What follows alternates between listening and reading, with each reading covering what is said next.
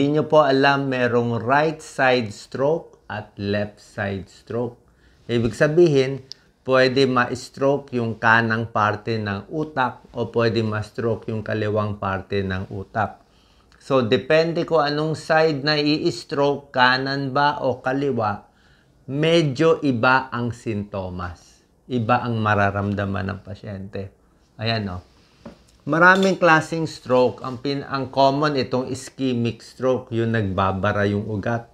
Parang sa puso, nagbara, heart attack. Pag sa ulo, sa utak, nagbara, ischemic stroke. So, yan, So, ito nagbara dito sa may kanang parte ng utak. Ayan, Okay, ito dumugo naman sa kaliwa. Pero mas kadalasan itong ischemic stroke. So, depende kung kanan o kaliwa. Ganito po kasi nangyayari. Itong utak natin, ginawa yan ng Diyos ganito. Yung kanang parte ng utak nyo, okay, utak natin, ang kinokontrol niya yung kaliwang parte ng kamay at kaliwang paa. Bakit ginawa ng Diyos ganun? Yun ang ginawa niya. Nagko-cross to Parang kuryente yan Parang kuryente. So, yung kuryente galing dito sa kanan, pag sinabi ng utak nito sa kanan na galawin mo kamay mo, ayan, nagagalaw. Ang nag-uutos tong kanan. Pag paakong kaliwa kinagalaw, nag-uutos kanan. Okay? So, pag kaliwa naman ang gumagana, ito naman ang naitataas. Kaya pag na-stroke ang kanang parte, ang nanghihina kaliwa. Marami sa atin dito na stroke. Tingnan nyo po, anong part nyo ang nanghina? Nanghina ba yung kaliwa, kamay, kaliwa, paa? Pwede ring manhid ang kaliwang kamay, kaliwang paa. Kung yun ang problema nyo, kaliwa ang mahina, ibig sabihin, ang tawag dun po, right-sided stroke. Okay? Sana, dinadaan ko. Pag kaliwa ang mahina, i-discuss ko, right-sided stroke. Yun ang sintomas nyo. Pag ang kanan nyo naman ang mahina, okay. Ang nangyari sa iyo, ang nagbara, kaliwa, left-sided stroke. Okay? Pero hindi ganun kasimple, mahina kanan, mahina kaliwa. Meron pa kasi itong parte natin sa kanang utak at kaliwang utak, may ibang powers pa. Ibig sabihin, may ibang trabaho pa. Yung parte ng kanang utak natin, hindi lang yan pang galaw-galaw ng kamay. Meron pa ibang power. Kaya nga, utak natin, ang dami natin, marunong tayo magsalita, mag-isip, mag-decide, magtingin, meron pa iba. Kaya pag nasira yung kanan, nanghina itong kaliwa, may iba pang sintomas yung mga na-stroke ng pasyente. Tingnan natin. Yun ang pinakasimple. Basically, ang stroke, nangingiwi yung muka. Depende nga kung ano nangingiwi. Pag kaliwa, dito sa kanan. Yung kamay, yung paa, depende yan, di ba? Pag kaliwa ang nanghina, kanan yung bulol, kasi yung salita nga nanghihina. Yan. Left side of the brain and right side of the brain, iba-iba ang trabaho. Hindi pareho ang trabaho niyan. Tingnan natin, sa mga na-stroke. Palagay natin, ganito, na-stroke ang kaliwang parte ng utak. Left side stroke, di ba? So, kanino to lalabas? Yung mga taong mahina ang kanang parts. So, kung meron kayong kamag-anak or kayo na stroke, tapos, Doc, mahina yung kanan ko. O hindi ko magalaw yung kanan ko. Okay? So, yung pasyente na stroke, nakita mo, hindi niya magalaw yung kanan niya, ito yung tatama sa kanya. Left-sided stroke siya. Okay? Mahina ang kanan mo, left-sided stroke. Ano ang sintomas? Pag ito nagbara sa kaliwa, mahina ang kanan, alam mo na yan. Meron pang iba. Kasi itong kaliwang brain, bukod ito kinokontrol niya, siya nang ko-control ng aphasia. Hindi masabi. Ito pang language Hindi niya masabi. Ito ba unan? Ito ba ballpen? Yan aphasia. Hindi niya masabi. Okay? May anxiety din pag kaliwa. Ayan, Hindi niya masabi kaliwa o kanan. Nalilito. Agraphia. Aphasia, hindi masalita. Agraphia, hindi niya masulat. Okay, kahit itong kamay niya na mas malakas, hindi niya masulat yung gusto niya. Hindi siya makadrawing na tama. So, yan ang nangyayari. Pagkaliwa ang nabara, kanan ang mahina, plus mahina kanan mo, hindi niya masabi, hindi mabanggit. Ayan o. Anxiety, may depression pa. Pagkaliwa, ayan o. Aphasia, impaired language, hindi makasalita. Difficulty with thinking and decision making. Yan. So, pag mahina ang kanan nyo, left ang bara, hindi rin kayo makadecide. Ba't hindi ako makaisip? Baka nabarahan din yung powers natin ng salita, ng pagtingin, at pag-isip, at pagdesisyon. Yung sa mata, meron din kalahati. Okay? Yan ang trabaho ng left brain natin, pang language din. Ngayon, kanan naman. Okay? So, kanino to tatama? Kanino to babagay? Sa mga nakikinig sa atin, pag ang nakita nyo, pasyente or ikaw, mahina ang kaliwa. Pag kaliwang kamay mahina o manhid, kaliwang paa mahina o manhid, tawag sa inyo, tapos sinitiskan, di ba? Kita ang bara kanan.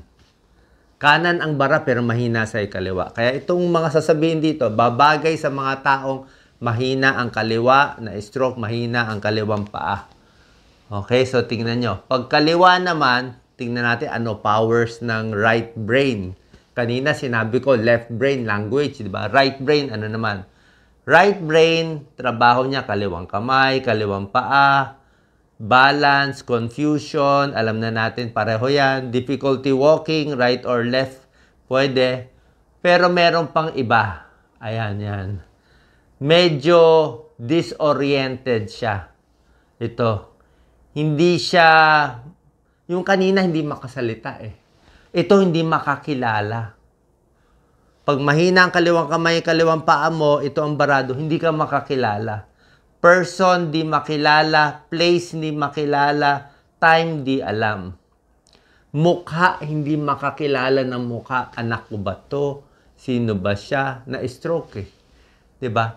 So, actually, parehong hindi maganda. Ito, hindi siya nakakakilala. Hindi niya makilala yung mukha. Ayan, ugali, nagbabago.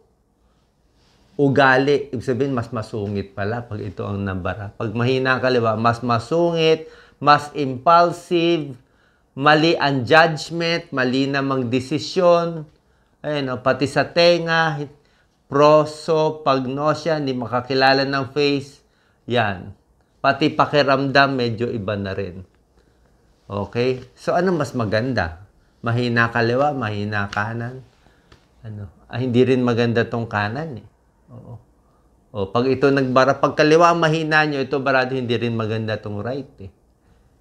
Oo. At least dito sa left, hindi lang niya masabi. Pero nakikilala niya, hindi niya masabi lang.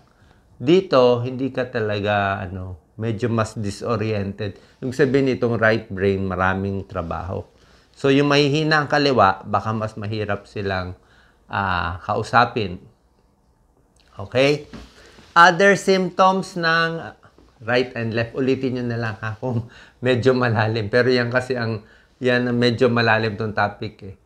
May ibang bagay, kala mo stroke, hindi pala stroke. Baka nahihilo ka lang. Baka hindi naman stroke. Baka migraine ka lang, hindi naman stroke. Baka manhid lang to, hindi naman stroke. Baka Bell's palsy. Bell's palsy. Ang Bell's palsy, itong nerve lang ang nababarahan, nasisira. So, hindi siya talaga stroke. May ibang dahilan. Tulad na sinabi ko, iba ang left brain, di ba? Right brain. Pag left, ulitin natin. Ayan, left brain, kanan. Ayan, hindi makasalita, expressive language. Hindi masabi. Yung right brain, mahina kaliwa, ito mas mahirap. Cannot recognize face. Cannot recognize object. Ayan, Tsaka yung ugali, nag-iiba. Okay, paano tayo iwas sa stroke? Siyempre, basically, blood pressure dapat control. Okay, control dapat blood pressure. 120. Pag blood pressure mo mataas, talagang pwede mag-stroke. Pwede magbara, pwede magdugo. Blood pressure, number 1. Number 2, cholesterol. Dapat okay. Nagbabara din yung cholesterol. Number 3, diabetes. Number 4, smoking. Smoking, nakaka-stroke din. Number 5, alak. Sa Pilipinas, ang dami nanginginom. Bawat barangay sa tabi, may tagay, di ba? Ginagawang mga kababayan ko, di ba? Mga ginagawang pampatulog ang alak. Ang dami niyan. Pagod sa trabaho, ginagawang pampatulog yung alak, nai-stroke din. Basta inaraw-araw mo yung alak, pwede ka ma-stroke. Nagiging mas marupok eh. Minsan nga ang stroke nila dugo eh. Okay, air pollution, hindi rin maganda. Sobrang stress, hindi rin maganda. At meron ding mga sakit sa puso. Pag ang puso mo nagloloko ang tibok, nagloloko yung tibok niya, lumalapot yung dugo, o may bara sa puso, o may sira yung valvula, basta may heart abnormality, may rheumatic heart, ayan, nandito yung puso, di ba? So, pag nagkaroon ng problema sa puso, nagbuo yung dugo, titilapon yung pagbuo, aakyat sa utak eh. Tatapon siya. So, pag tumapon siya, barado, stroke din. Tawag dyan, embolic stroke. So, galing sa puso, nagbuo yung dugo, nag-blood clot, nag-thrombus, naging emboli, nabarahan dito sa utak. Linya ko po yan bilang cardiologist. Okay? So, yon, blood pressure, control, relax lang, huwag mainit ang ulo, healthy foods na kinakain. Siyempre, exercise din. Tamang exercise, mas maganda daloy sa utak. At huwag din magpapabago. Nahulog sa CR, di ba? Nadulas, tumama yung ulo, dumugo. Hindi rin pwede yan. Okay? Minsan, ang sintomas, hindi talaga yung hindi mo magalaw ang kamay at paa. Minsan, ang sintomas, ano lang po manhid-manhid lang. Kasi ang brain natin, ang pag-control niya, hindi lang talaga yung galaw eh. Hindi lang motor eh. Motor to tawag dito, motor eh. Galaw. Sensory din. Sensory yung pakiramdam. So kung may parting manhid o puwet mo laging manhid, kala natin sciatica lang, yung pala stroke na yun. Pwede rin yun. Kasi merong mga stroke na maliliit lang. Yung mga tumatanda, merong mga multi-infarct dementia. Small stroke. Hindi malaki, maliit, lacunar infarct. So parang nagbabago lang ugali. Medyo manhid-manhid. Ibig sabihin, hindi tinamaan yung buong daanan ng kuryente. Konti lang. Kaya baka konting manhid lang, konting hina lang. Pwede rin stroke. So may manhid, may panghihina, pa-check tayo sa neurologist para makaiwas. Sana po natuto kayo bago po to ang sintomas ng right side at left side stroke. Salamat.